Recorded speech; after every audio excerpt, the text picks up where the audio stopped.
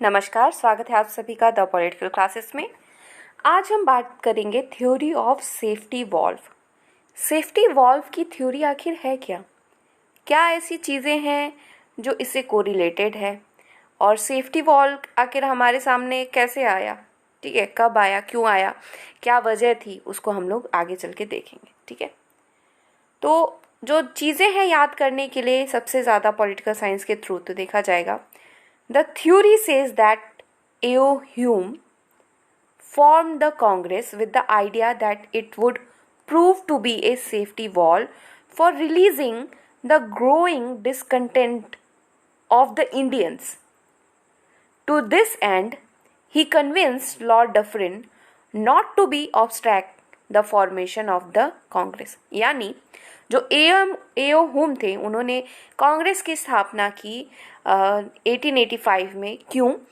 क्योंकि वो चाहते थे कि वो एक तरीके से सेफ्टी वॉल्व कुकर जानते हैं, कुकर में एक सेफ्टी वॉल्व ऊपर लगी रहती है, ठीक है, जो कि जब उसमें प्रेशर क्रिएट होता है तो उसे धीरे से उठा दिया जाता है और उससे हम देखते हैं कि जो अंदर उसके प्रेशर रहता है वो धीरे धीरे निकल जाता है हवा के रूप में, भाप के रूप में। तो उससे क्या हो जाता है, कुकर थोड़ी देर के लिए शांत हो जाता है। ऐसे ही एओ हुम ने सेफ्टी वॉल्व के रूप में कांग्रेस को बनाया कि जो इंडियंस हैं जिनको कुछ प्रॉब्लम्स हैं कि अरे शिक्षा का माहौल नहीं है, इंडियंस को प्रताड़ित किया जा रहा है, शोषण किया जा रहा है, जो कि ब्रिटिश गवर्नमेंट के द्वारा किया जा रहा था।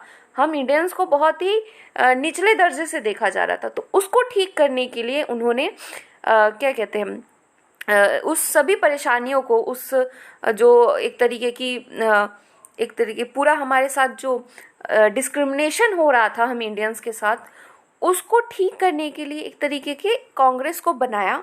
और उन्होंने लॉर्ड डफरिन को समझाया भी कि आप कांग्रेस को बनने दीजिए, क्योंकि आगे चल के 1857 जैसा एक रिवोल्यूशन, जो रिवॉल्ट है 1857 का, वैसा दोबारा ना हो, उससे बचने के लिए हमें एक सेफ्टी वॉल हमारा क्रिएट करना पड़ेगा, हमें एंगेज होना पड़ेगा इंडिया के लोगों के साथ।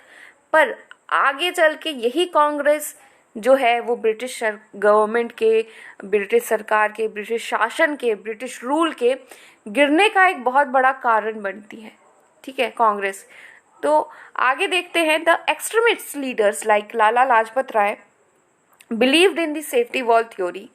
Even the Marxist historian conspiracy theory was an offspring of the safety valve notion. Okay, जो लाला लाजपत राय जी थे वो भी इस थ्योरी में बहुत बिलीव करते थे। एक तरीके एक्सट्रीमिस्ट होने के, लीडर होने के बाद भी वो इस पे पूरी तरीके से बिलीव कर रहे थे। Modern Indian historians dispute the idea of safety valve. ठीक है, in their opinion the Indian national Congress represented the urge of the politically conscious Indians to set up a national body to express the political and economic demand of the Indian.